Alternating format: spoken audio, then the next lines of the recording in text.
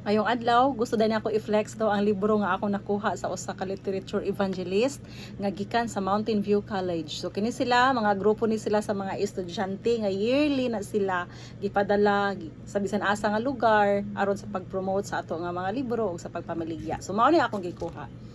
My Bible Treasure. So actually, new edition daw ni siya. New edition gini siya.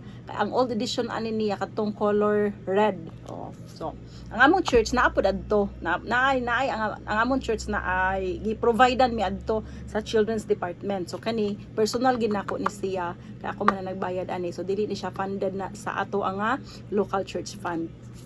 So diri sa Baan, naami mga literature evangelist diri daghan. Pero pag moabot ganin ng mga estudyante nga gikan sa Mountain View College, mukuha gid gihapon mi sa ilaha og libro nga wala pa sa amo kay isip suporta man na mo para sa ilaha. So for sure pod kamo pod mukuha pod mo kun kamo pod ang masuroyan nila. So inani ang nahitabo. Ako every month ga-allocate na jud ko og budget para sa libro kay kanang like example ang kaning sa libro, ako na gina siyang gi-appeal sa ako ang budgetary kada bulan. Sa like example, mukuha ko og libro, then mahuman ra na siya sulod sa 5 ka bulan. Mupindot ra man ang amo ang literature evangelist nga naa sa Abaan, mga kauban na namo nga. Human na nimo og bayad ang libro. So mo yung napog ko sige, mukuha na po ko og laing libro. Basta kay wala na siya iputol. Every month gyud ko gahatag. So, may na lang. Ang nakanindot manggod, kay kini manggod nga mga libro, kung makabaton tag inani nga mga libro sa atong panimalay, kan labi na kani siya, magamit ni sa ato nga mga kabataan.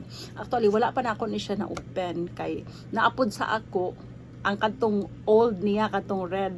Pero katong red, sa church to siya. So, magpasalamat ko siguro makita ni siya nga video sa nag-anhi diri sa balay no nga usa ka literature student LA. So thank you so much nga ikaw na assign diri sa balay.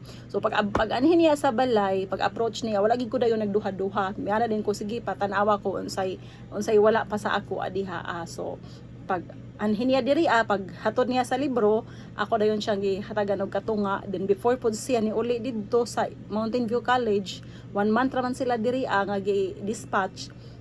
Ato pud dayon gi fully paid. Maayo na lang wala na siya laing huna-hunaon kung unsaon ta pagkontak, unsaon pagpaningil sa ato So before siya ni balik didto fully paid na ang libro nga atong gikuha sa iya So ana lang ni siya no.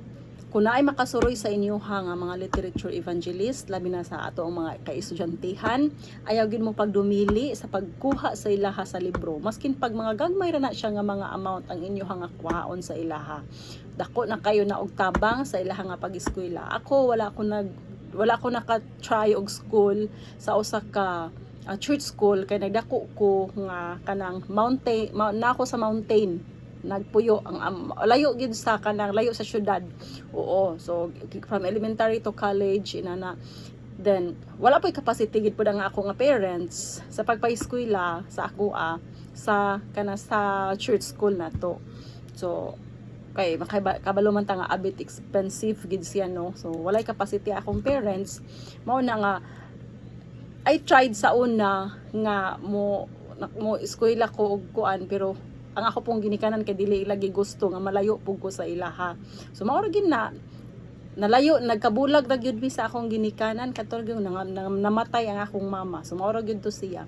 Mao na nga isip suporta nato sa ato ang mga kaisudyantihan nga gikan sa nagkalain-lain nato nga institusyon no sa Seventh-day Adventist. Mo support kita sa ilaha nga labi na sa pagkuha nato sa libro dili po nato sila kanang haguon nga tuwa na sila sa MVC pero kahuna-huna pa sila sa pagpanukot kay wala pa nato na fully paid. So that's all and thank you so much. God bless sa tanan.